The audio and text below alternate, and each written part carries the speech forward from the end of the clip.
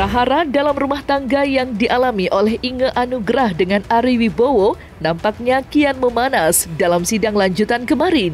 Dalam agenda kali ini, pihak Ari Wibowo turut membawa 2 orang saksi yang ia hadirkan guna mengungkap dugaan perselingkuhan yang dilakukan oleh Inge Anugrah. Atas adanya kehadiran 2 saksi tersebut tak bisa langsung diterima begitu saja oleh kubu Inge Anugrah yang merasa heran dengan gelagat tak lazim dari saksi yang dihadirkan pihak Ari.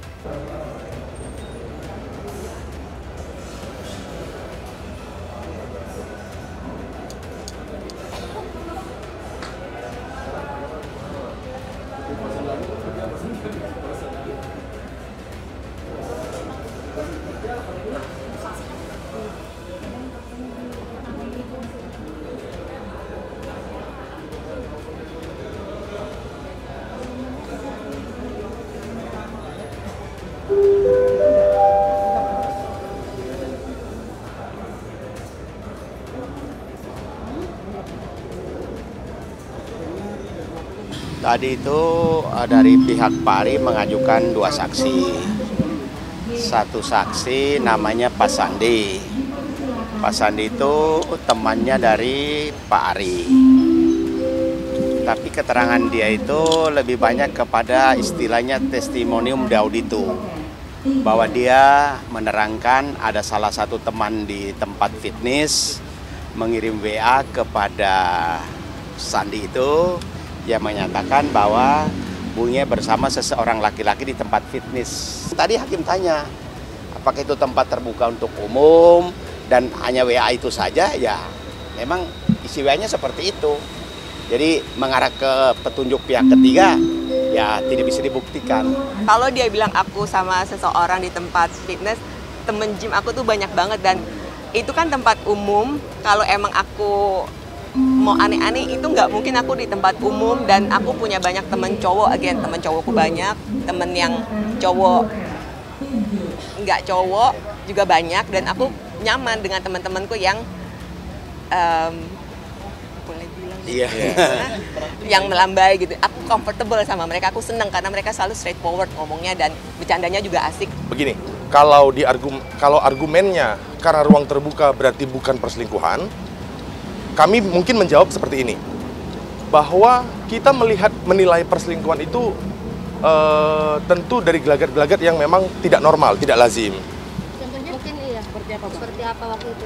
Sepertinya mungkin ya seperti berpegangan tangan artinya ya menurut hemat kami sebagai penasihat hukum tidak mungkin. Hal yang terjadi itu tidak menunjukkan hal yang biasa-biasa saja. Di tempat terbuka saja perselingkuhan itu terjadi, apalagi di tempat tertutup, walaupun kita tidak bisa membuktikan. Kembali ke tadi, tempat tertutup itu kita tidak bisa buktikan gitu ya. Jadi faktanya hari ini adalah perselingkuhan itu terjadi. Apakah di tempat terbuka atau tertutup itu bukan suatu hal yang berkaitan dengan perselingkuhan gitu. Dan tidak ada syarat ataupun apapun di mana syarat perselingkuhan adalah harus di tempat tertutup. Sementara itu, di balik tuduhan perselingkuhan yang dilontarkan oleh Ari Wibowo, sebuah kisah yang mengandung keanehan kerap dialami oleh Inge Anugrah. Jauh sebelum tudingan perselingkuhan dilayangkan oleh pihak Ari, Inge mengaku sempat mendapat teror dari sosok misterius saat dirinya tengah berada di tempat gym.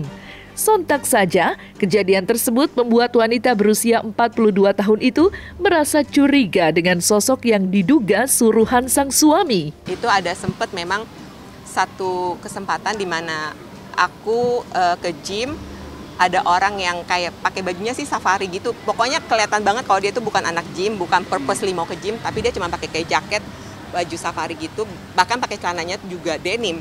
Terus aku naik lift, dia ikut naik lift, cepet-cepet masuk. Aku tap kartu, di atas juga dia keluarinnya KTP. Jadi itu kalau dia udah keluarinnya KTP berarti dia bukan member gym. Karena cuma bisa visit 1 kali gitu loh, kasihnya KTP. Aku masuk, dia deket-deket terus. Aku main alat apa juga dia deket-deket kayak paling jarak 5 meteran kali gitu. Nah itu aku merasa banget gak nyaman. Di situ aku yakin banget bukan orang gym, memang purposely ngikutin gitu loh.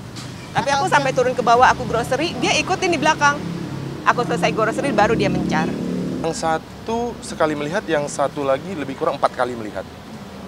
Dengan orang yang sama, dengan laki-laki yang sama. Di ruang terbuka juga. Ruang terbuka. Dan Inge kenal juga saksi ini. Faktanya sampai hari ini, saksi yang kami hadirkan tidak ada dibantah oleh pihak mereka. Karena seperti yang dibilang rekan saya Ricky, bahwa saksi ini pun memang cukup dekat hubungannya. Dua-dua saksi yang kami hadirkan dekat hubungannya. Artinya nggak masuk kualifikasi mata-mata. Mata-mata itu kan someone yang stranger, orang lain yang membuntut-buntutin dibayar. Ini enggak. Terlepas dari adanya beberapa bukti serta saksi yang terlampir dalam sidang kemarin, pihak Inge nyatanya juga mengajukan gugatan untuk Ari berupa tuntutan nafkah senilai 1 miliar 30 juta. Dalam rinciannya yang terkandung, Inge mengaku tak pernah mendapat nafkah selama 17 tahun menikah, sehingga hal tersebut membuat dirinya tak berpikir panjang untuk menuntut sang suami dengan nominal yang terbilang fantastis. Oke, 1 miliar 30 sekian juta kalau nggak salah ya. Pertama, kami sampaikan bahwa itu kan hak setiap warga negara untuk mengajukan klaim atau gugatan. Tetapi kembali lagi kepada sejauh apa pihak tersebut membuktikan. Nah, menurut kami karena dari 1 miliar 30 jutaan itu adalah nafkah yang selama ini yang seharusnya diberikan oleh pihak penggugat yaitu Ari, menurut kami itu tidak ada dasarnya karena tidak ada satu peraturan manapun yang ditetapkan oleh pemerintah bahwa setiap rumah tangga suami itu harus memberikan angka fix, yaitu dalam hal ini adalah 5 juta per bulan. Karena 1 miliar itu adalah rinciannya 5 juta per bulan selama 17 tahun gitu. Ya seperti itu, karena kan memang aku nggak pernah dapat yang namanya cash, uang untuk aku pakai sehari-hari pribadi itu enggak. Karena selama ini kan ya kredit card, dan itu kredit card juga untuk keperluan rumah. Dibilang juga waktu itu sempat press conference ada berangkas yang isinya cash yang aku nggak perlu tanggung jawabin kalau aku ambil. Itu pun sebenarnya tuh digunakan untuk keperluan rumah tangga, kayak aku ada beli air galon berapa hari sekali, gas, uang bensin. Makan mbak, ya bensin, Pak Tado selalu minta setiap 4 hari sekali 700-an ribu gitu. Terus uang makan mingguan Pak Tado. Kalau kita punya anak buah, grooming datang ke rumah, bukan untuk keperluan aku pribadi, aku ambil untuk aku tabung, itu nggak mungkin bisa gitu. Pastinya aku bersyukur banget karena yang aku pernah bilang, aku memang harus mulai dari zero, tapi aku bersyukur zeronya aku tuh nggak bener-bener dari bawah banget. Banyak teman-teman yang baik yang mensupport aku, yang melihat aku punya bakat, aku punya talenta. Jadi aku bersyukur sih bisa mandiri kayak gini, dan udah ada tim sosmed juga, jadi aku bisa tertata sosial medianya, bisa terima endorsement. Terima kasih buat teman-teman yang udah endorse aku. Semoga kedepannya aku bisa terus semakin baik, semakin sukses, berdiri di kakiku sendiri, tentu dengan terus berdoa.